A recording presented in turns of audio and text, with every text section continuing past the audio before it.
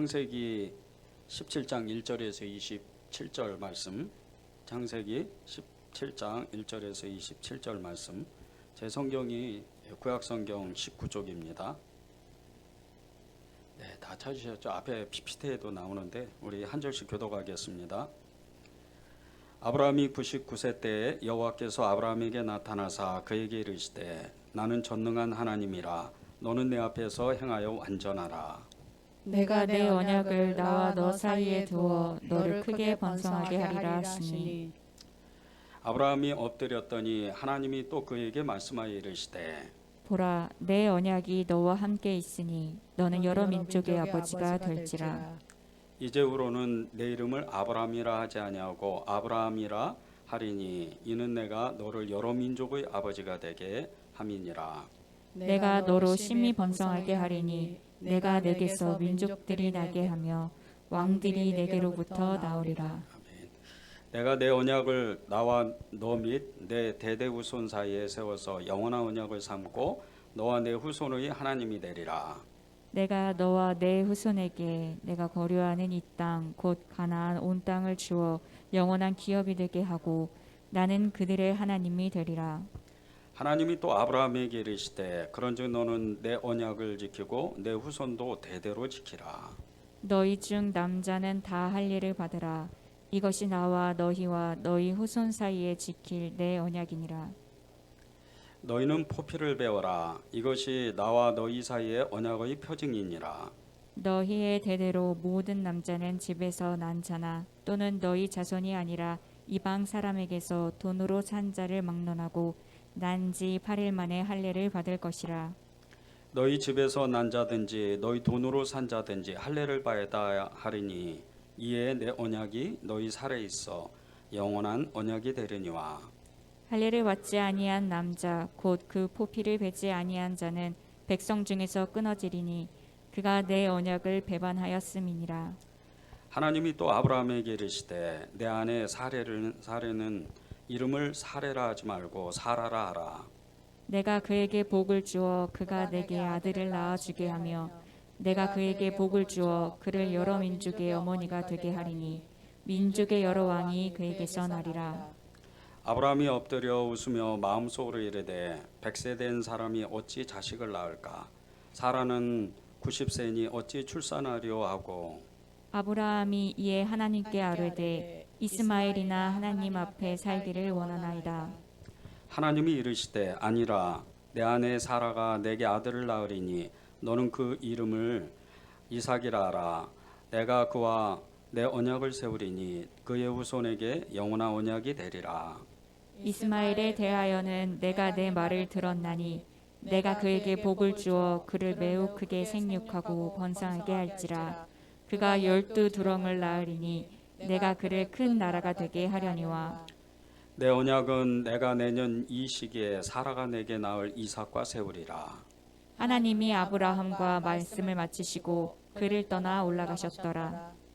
이에 아브라함이 하나님이 자기에게 말씀하신 대로 그날에 그 아들 이스마엘과 집에서 태어난 모든 자와 돈으로 산 모든 자 곧 아브라함의 집 사람 중 모든 남자를 데려다가 그 포피를 베었으니 아브라함이 그의 포피를 벤 때는 99세였고 그의 아들 이스마엘이 그의 포피를 벤 때는 13세였더라. 그날에 아브라함과 그 아들 이스마엘이 할례를 받았고 함께 읽겠습니다.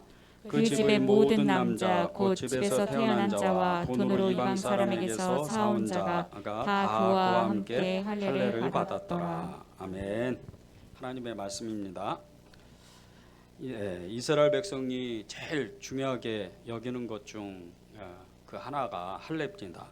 이 할례는 이스라엘 민족에게는 종교적으로 굉장히 중요한 의미를 가지고 있습니다. 이 할례에 담긴 의미는 하나님께서 당신들에게 그 이스라엘 백성들에게 언약의 증표로서 하나님께 순종하고 그런 헌신하도록 하나님께서 주시는 상징적인 그런 언약의 표시입니다. 또 이 할례는 유대인들에게 이 교회 공동체라고 그러죠. 이 공동체 일원이 되었음을 의미하고 하나님의 흔적을 가지고 하나님의 백성으로서 하나님의 자녀로서 그렇게 살아갈 수 있는 권리를 주었다는 겁니다. 이처럼 할례가 이스라엘 백성들에게 굉장한 중요한 영적 또 세상 가운데에서도 큰 표적이 됐는데, 이 할례에 그냥 한마디로 할례를 한마디로 하면 하나님이 그들을 선택하셨다는 뜻입니다. 이것이 10절에서 14절 그리고 23절에서 27절에 나옵니다. 오늘 말씀은 믿음의 증거입니다. 이 할례의 의미를 통해서 영적으로 우리가 하나님 앞에 어떤 믿음의 증거를 받았는지 그것을 나누고 기도하는 시간을 이렇게 갖겠습니다. 이스라엘 백성 중에 할례를 처음 받은 사람, 이 할례를 처음 받은 사람이 오늘 이 창세기 17장에 나오는 아브라함입니다. 이 아브라함을 통해서 이스라엘의 모든 백성들, 이삭과 또 야곱의 12아들, 그리고 대대를 이어서 그들은 할례를 받았습니다. 그 할례를 받으면서 그들은 할례를 받을 때마다 우리는 하나님께 선택받았다, 우리는 하나님의 자녀로서 하나님의 백성으로서 그 증거가 있다, 그렇게 자부심을 크게 가졌던 거죠. 이 할례를 사실 이렇게 자세히 살펴보면 첫 번째 사람 그 아브라함, 이 아브라함의 할례는 사실은 굉장한 의미가 있습니다. 영적으로도 또 그의 삶으로도 그의 믿음의 그 흔적으로도 굉장한 영적인 의미가 있는데, 그 아브라함이 할례를 받았을 때는 아브라함이 부름을 받은 지 24년이나 지났다는 겁니다. 24년이 지나고 나서 그는 이제 정말 하나님의 사람으로서 그 증거를 받은 거죠. 이 증거가 할례입니다. 그런데 그 할례를 받기 이전에 아브라함이 이름이 바뀌는 역사가 일어납니다. 그의 아내 사레도 사라로 이름을 바꿉니다. 이것은 영적으로 큰 의미를 갖습니다. 아브라함의 이 이름의 의미는 열국의 아버지, 세계 모든 사람의 아버지라는 뜻입니다. 이 사라의 이름은 세계 모든 민족의 어머니라는 뜻입니다. 이 믿음의 의미가 이 이름의 의미가 굉장히 큰 겁니다. 여러분의 이름, 여러분의 그 직책, 그 직분, 그것은 정말 소중한 직분입니다. 여러분이 집사를 또 권사를 장로를 또 목사를 이렇게 가지고 있다면, 그 직분을 가지고 있다면 이 직분이 얼마나 소중한지 알아야 됩니다. 여러분 중에 정말 이 직분이 얼마나 소중한지, 또 이 직분을 통해서 하나님이 내게 맡기신 것이 무엇인지 정확하게 안다면 여러분은 얼마나 큰 은혜를 하나님이 나에게 주셨다는 것을 금방 압니다. 많은 사람들이 이 직분에 대한 소중함을 잘 모릅니다. 그래서 때가 되면 집사가 되고 또 때가 되면 시간이 지나면 권사가 되고 장로가 되는 줄 압니다. 그런데 그런 것이 아닙니다. 하나님 앞에서는 똑같은 성도라도 믿음의 차이가 있고 믿음의 여러 그 직책도 있고 또 직분이 있고 거기에 따르는 하나님의 책임이 있다는 겁니다. 권사만 해도 우리가 쉽게 권사가 되는 게 아닙니다. 적어도 집사가 되고 몇 년이 지나서 권사가 되는 겁니다. 그런데 이 권사의 직분 하나만 놓고 보더라도 이 권사가 되는 것은 감리교 안에서는 적어도 기도하는 사람입니다. 그리고 어떤 작은 공동체, 이 작은 공동체를 이끌어갈 수 있는 영적인 능력이 있어야 됩니다. 그 사람이 권사입니다. 장로가 되면 교회의 모든 전반적인 행정적인 그런 책임을 맡아서 교회를 이끌어가는 사람입니다. 이런 직분들이 얼마나 소중한지 모릅니다. 그런데 이 아브라함이 가졌던 이 이름의 직분, 이것은 그냥 있는 직분이 아닙니다. 아브라함이 하나님 앞에 가는 그 180세가 돼서 하나님 앞에 이제 나아갈 때 그는 딱 한마디로 아브라함의 믿음을 창대한 믿음의 사람이었다, 이렇게 하나님이 그를 불러주셨습니다. 여러분의 믿음은 어떤 정말 믿음으로 하나님 앞에 지금 여러분이 헌신하고 있는지, 또 내 이름의 의미는 또 무엇인지, 내가 가지고 있는 이 직분의 그 소중함은, 그 직분에 또 따르는 하나님의 일들은 무엇인지, 그것을 여러분이 정확하게 알고 있어야 됩니다. 이 아브라함이 할례를 받기 이전에 그는 마치 예수님을 믿기 전과 후가 완전히 다른 것처럼, 정말 비포와 애프터가 완전히 다른 것처럼, 그 예수님을 정말 하나님을 그렇게 믿는 사람으로서 그는 그때부터 자신의 모든 것을 하나님께 드립니다. 실제적으로 이 이삭을 낳고 이삭이 이제 이삭을 키운 지 그 몇 년 안 돼서 불과 한 15세 그리고 한 17세 그 사이에서 이삭을 하나님께 바칠 수 있는 그런 믿음의 사람이 됩니다. 그런데 지금으로부터 이미 15년 17년 후지만 이 아브라함이 이름이 바뀌고 할례를 받는 그 순간서부터 이 아브라함의 믿음은 완전히 달라지는 겁니다. 할례가 이렇게 중요합니다. 10절을 읽겠습니다. 너희 중 남자는 다 할례를 받으라. 이것이 나와 너희와 너희 후손의 후손 사이에 지킬 내 언약이니라. 이 하나님께서 아브라함을 불러주셔서 이제 언약을 새롭게 정말 세우게 될 텐데, 나와 너와의 그리고 너희 후손들에게 정말 정확하게 이 하나님의 말씀대로, 하나님의 그 정말 뜻하심대로 따라갈 수 있는, 순종할 수 있는, 그리고 또 하나님의 일을 감당할 수 있는 그런 언약을 오늘 맺자는 겁니다. 여러분에게도 하나님이 오늘 하나님이 부르시는 그 말씀이 있습니다. 각자에게 사명이 있고 각자에게 하나님과 함께 사는 삶들이 있습니다. 그런데 오늘 하나님이 아브라함을 부르시는 것처럼 여러분이 그 약속의 말씀, 언약의 말씀을 온전히 지켜서 내가 이제부터 새롭게 마음을 갖는다면 여러분의 믿음은 완전히 전과는 달라진다는 겁니다. 너희 중에 남자는 다 할례를 받으라. 이것이 나와 너희와 너희 후손의 후손 사이에 지킬 내 언약이라. 이 구약 때, 아브라함 때나 그리고 구약의 모든 아브라함의 후손들에게 하나님이 행하라고 명령하셨던 이 할례의 의미는 사실은 신약에 오면 굉장히 달라집니다. 바울이 그랬죠. 마음의 할례를 받아라. 수세기가 지나고 오랜 시간이 지나고 세대가 세대를 낳는 그 오랜 시간이 지나고 나서 할례의 의미가, 진정한 그 할례의 그 믿음이 퇴색되고 맙니다. 믿음을 처음에 가졌는데 우리가 오랜 시간이 지나다 보면 그 믿음을 온전히 붙잡고 끝까지 가는 사람이 사실 많지가 않습니다. 이 할례의 진정한 의미를 우리가 온전히 붙들기만 한다면, 이 할례에 정말 그 믿음이 나에게 여전히 그대로 있다면 이 할례가 무엇인지, 그리고 이 영적 할례가 또 무엇인지를 정확하게 알게 됩니다. 그런데 그것을 온전히 내가 따라가지 못하니까 믿음을 지키지 못하는 겁니다.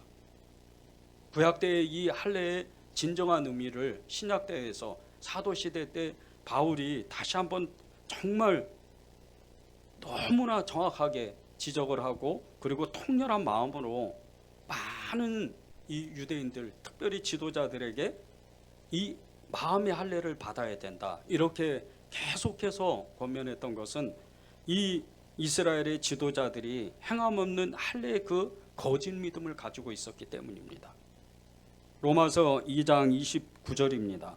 오직 이면적 유대인이 유대인이며 할례는 마음에 할지니 영에 있고 율법 조문에 있지 아니한 것이라. 그 칭찬이 사람에게서가 아니요 다만 하나님에게서니라.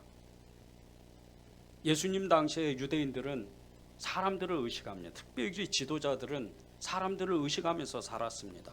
그래서 자신의 출세의 욕망에 사로잡히고 성공에 사로잡혀서 대제사장이 되고 제사장의 무리들이 돼서 많은 백성들을 억압하고, 그리고 자신의 그 삶을 부유하게 만들었습니다. 실제 이 사람들 때문에 이스라엘의 그 아브라함이 믿었던 여호와의 그 신앙에 대한 그 모든 것이 근간이 다 뿌리째 뽑혀 나가는, 아예 하나님을 믿지 않는 백성들이 된 겁니다. 그들은 하나님을 떠났고 그저 율법이 다 정말 이 거짓 복음에 대해서 그것을 가지고 율법의 그 말씀만 가지고 그냥 신앙인처럼 신앙인도 아닌데 신앙인처럼 그렇게 살아갔던 겁니다. 그것을 본 이 바울이 그 지도자들을 향해서, 이스라엘의 지도자들 얼마나 대단해요. 이 이스라엘의 지도자들은 정말 성경을 아예 그냥 외우고 통달하는 사람들입니다. 그렇게 오랜 시간 동안 나면서, 어떤 사람은 나면서부터 아예 모태로부터 하나님의 신앙을 가지고 있던 그런 사람도 있었는데, 그들이 지금 하나님 앞에 행동하는 그 모습들은 사람을 억압하고 자기 그 재산을 폭식하는, 정말 그런 너무나 자기만 아는 이기적인 그런 사람들로 변했다는 겁니다. 그런 사람들을 향해서 이 바울이 유대인이 다 유대인이 아니다. 진정한 유대인은 마음속에 자기가 마음의 할례를 받아야, 마음에 진짜 유대인처럼 행동해야 그게 진짜 유대인이라고 그렇게 이야기를 하는 겁니다. 사람 앞에서 행동하는 것이 아니고 하나님 앞에서 행동하라는 겁니다. 믿음의 삶을 하나님 앞에서 하라는 겁니다. 그것이 로마서 2장 29절 말씀입니다. 오직 이면적 유대인이 유대인이며 할례는 마음에 할지니 영에 있고 율법 조문에 있지 아니한 것이라. 그 칭찬이 사람에게서가 아니요 다만 하나님에게서니라. 아브라함 시대 때부터 이 예수님이 오신 그날까지 수세기 동안 많은 사람들이 자신의 믿음을 지키지 못하고 우상 숭배하고, 그리고 하나님의 그 말씀대로 행하지 않는, 사랑하라 정말 그 말씀 하나도 지키지 못하는 그런 이 사람들을 향해서 그것은 거짓 믿음이다. 그것은 하나님을 진짜 믿는 것이 아니다. 그렇게 바울은 이야기하고 있는 겁니다. 이 바울이 하나님 앞에 정말 온전하고 또 사람 앞에 온전했기 때문에, 그는 마음의 할례를 받은 사람이었기 때문에 자신 있게 이렇게 이야기를 하는 겁니다.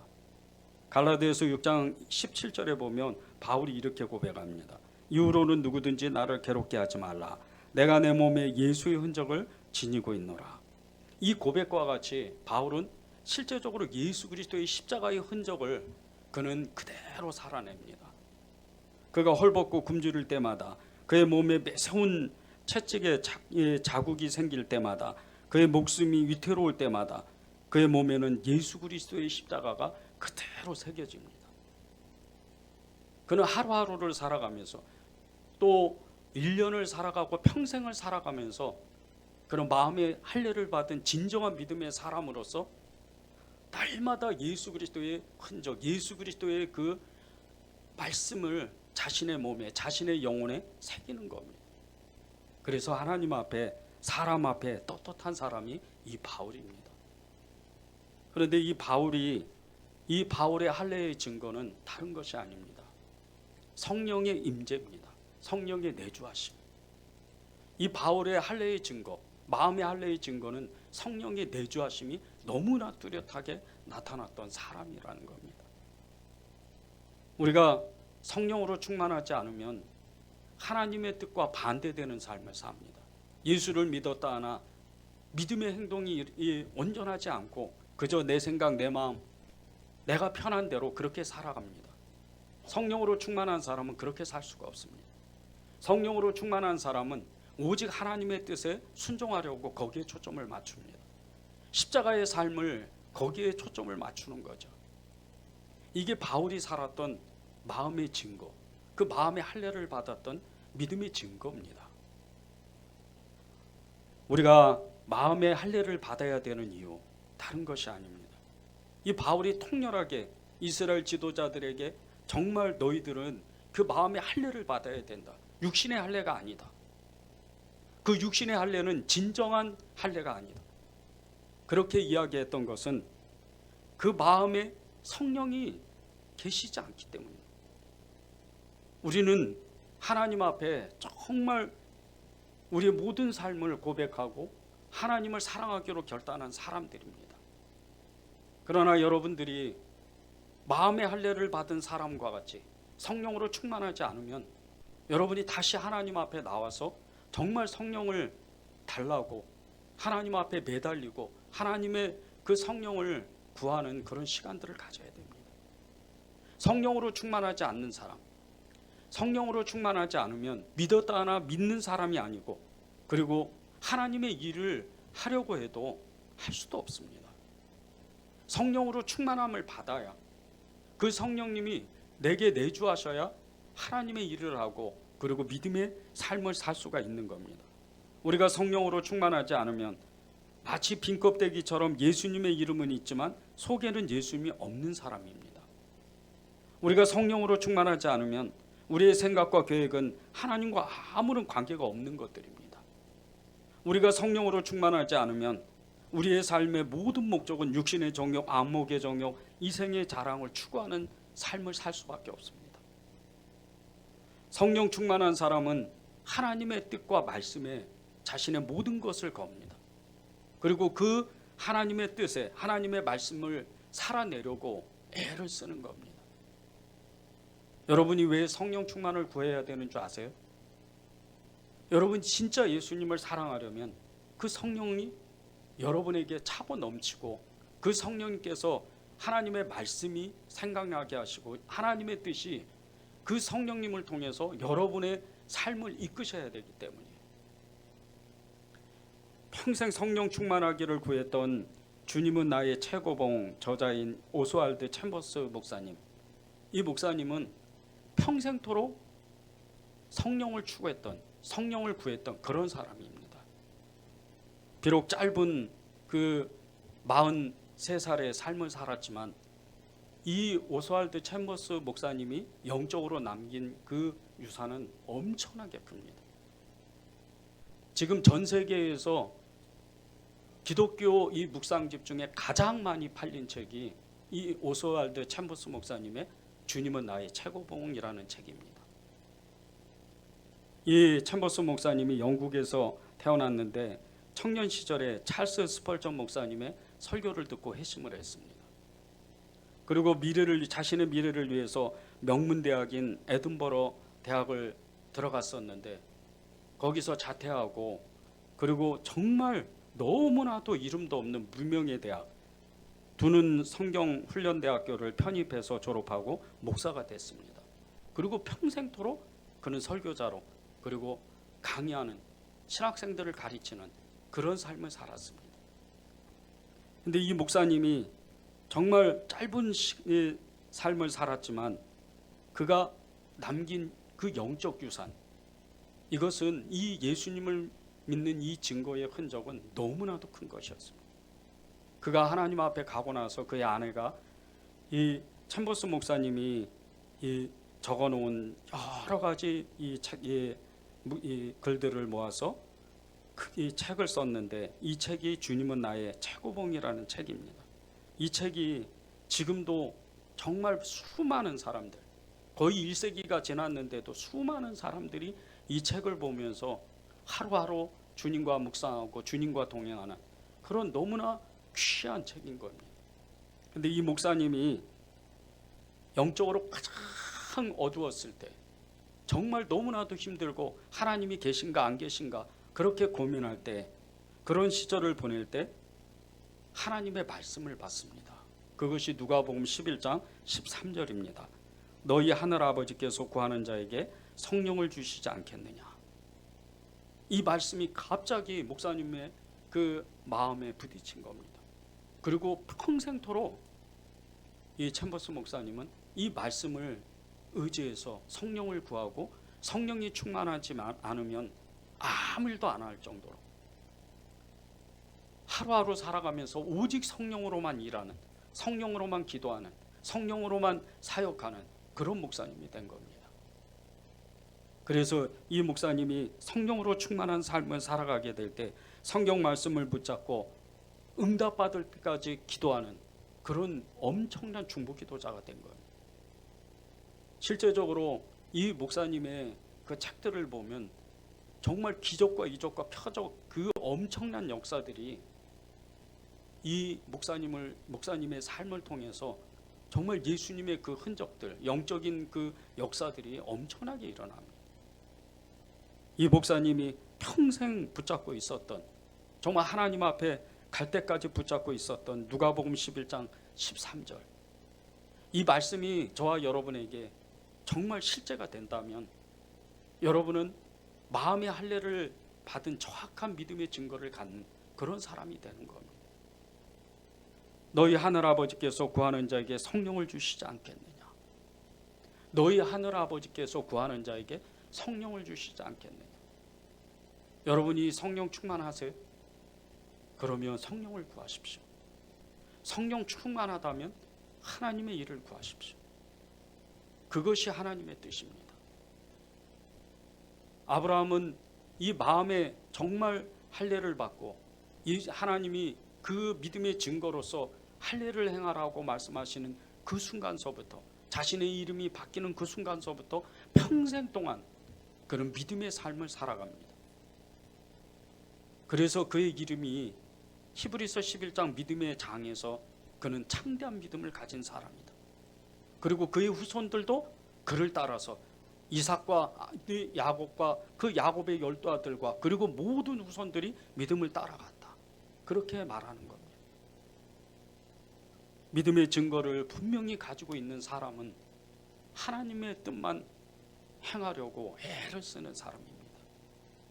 전남 신안에 가면 임자도라는 작은 섬이 있습니다. 이 섬 안에 임자진리교회라는 이 교회가 있습니다.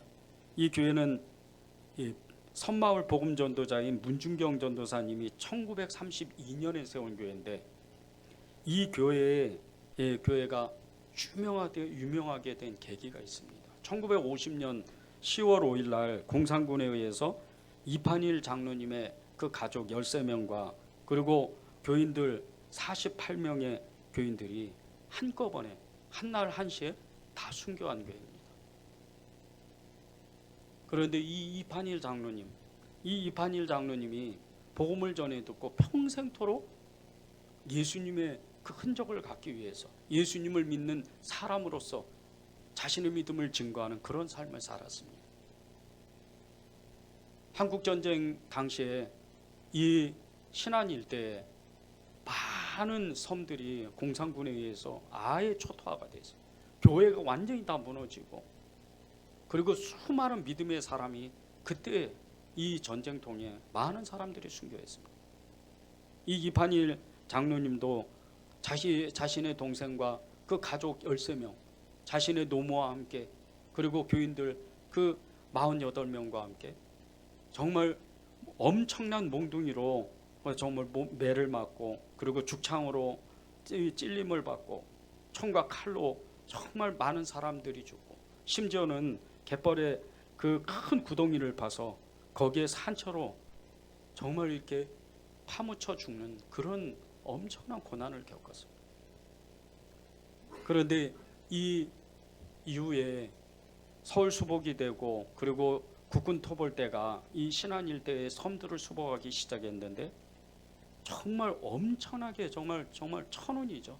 하나님의 은혜가 아니면 있을 수가 없는 이 이판일 장로님의 아들 이인재라는 이 아들이 이 목포에 나가 있다가 혼자 살아남은 겁니다.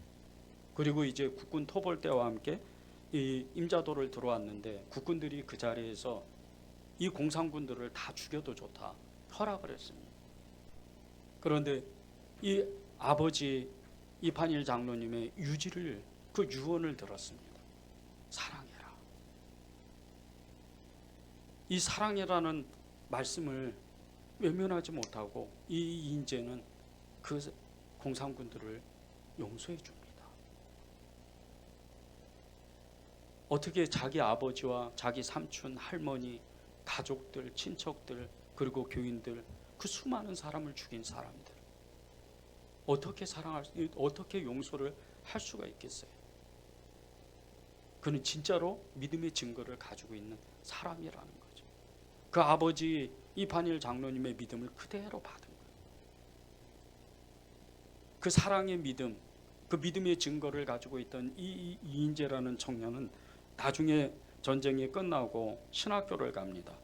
신학교를 가서 목사님이 되어서 목포 평화교회를 담임하고, 또 임자도에 있는 대기립교회를 사역하다가 나중에 이제 임자진리교회 담임 목사님이 돼서 거기서 은퇴할 때까지 심호하다가 사역하다가 은퇴를 합니다. 그걸로 끝난 것이 아니고 이 믿음의 증거, 이 이판일 장로님의 믿음의 증거는 그 이인재 목사님의 그 아들들에게도 내려갑니다. 그리고 실제적으로 이 이인재 목사님의 아들, 세 아들이 목사가 됩니다. 성결교 목사가 돼서 성결교에서 큰 정말 하나님의 엄청난 일들을 감당합니다. 이게 믿음의 증거. 이게 마음의 할례를 받은 사람, 성령으로 충만함을 받은 사람, 그 사람이 하는 일입니다. 10절을 다시 한번 읽겠습니다. 너희 중 남자는 다 할례를 받으라. 이것이 나와 너희와 너희 후손 사이에 지킬 내 언약이니라. 하나님은 저와 여러분에게 언약을 만들고 싶으세요. 언약을 다시 한번 세우고 싶으세요. 그런데 그분은 그 옛날 아브라함 때 그리고 이 구약 때의 사람들과 같이 그런 언약이 아니에요. 마음의 할례, 마음의 언약을 갖고 싶으신 거예요. 그것은 다른 게 아니에요. 여러분이 성령을 구하면 되는 거예요. 여러분이 성령을 쫓아서 정말 그 성령에 순종하는 그 삶을 결단하기만 하면 돼요. 그 성령님은 다른 곳에 있는 것이 아니에요. 여러분 안에 있어요. 여러분 안에, 여러분이 예수님을 인격적으로 만나는 그 순간서부터 그분은 여러분 안에 계신 거예요. 그분이 엄청난 일을 하는 것은 여러분이 그분께 얼만큼 순종하느냐에 따라서, 그 순종의 강도에 따라서 하나님은 여러분을 통해서 하나님의 일을, 크고 작은 일을 만들어가는 겁니다.